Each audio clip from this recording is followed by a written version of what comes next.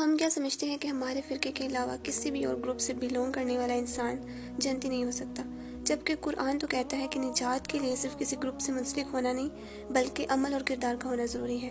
Welcome to another day of understanding قرآن۔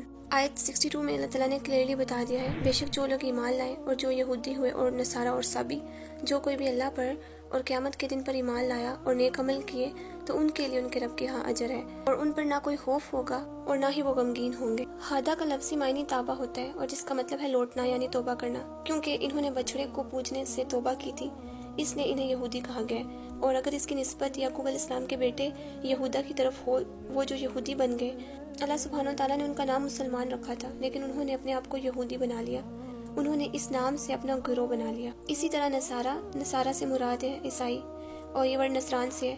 ان کا یہ نام کیوں رکھا نصارہ؟ یہ جو ورڈ ہے نصارہ، یہ نصر سے ہے اور نصر کا معنی ہوتا ہے مدد۔ عیسیٰ علیہ السلام نے کہا تھا کہ اللہ کے راستے میں میرا مددگار کون ہے، تو انہوں نے کہا تھا کہ ہم ہیں اللہ کے مددگار، تو وہیں سے ان کا نام نصرانی پڑا، یعنی عیسیٰ علیہ السلام کے انصار۔ اور سابئین سابی کی جمع ہے، اور سابی بھی ایک گروپ کا نام ہے۔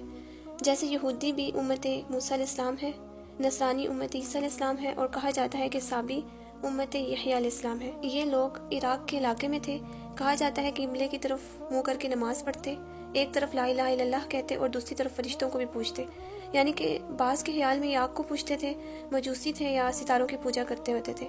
عربوں میں سابی سے مراد وہ شخص لیا جاتا تھا جو اپنا اصل دین چھوڑ دے، یعنی سابی ہو گیا، جیسے آج کل لوگ کہتے ہیں کہ وہابی ہو گیا ہے۔